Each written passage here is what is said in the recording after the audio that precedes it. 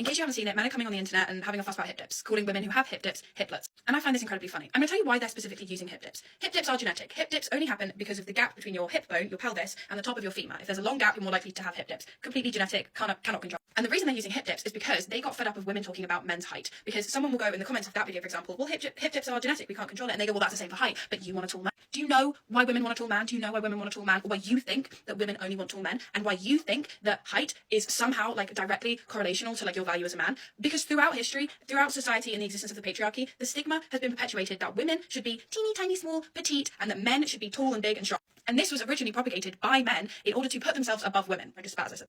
And now it's come back to bite you in the ass, okay? Because first of all, most women don't care about height. Most women do not give a fuck about height. I'm one of those people. I prefer you be 5'10" than 6 foot because I like a man who's closer to me in height and I'm 5'8".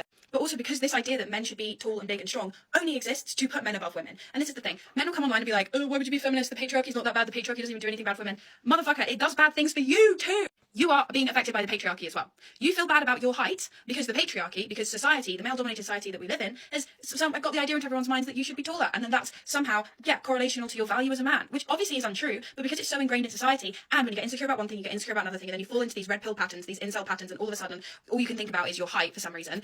That's because that's what's been perpetuated by society. So you cannot come online, start crying and complaining about, oh, well, you care about height, so I'm allowed to care about hip dips. It doesn't matter if it's genetic.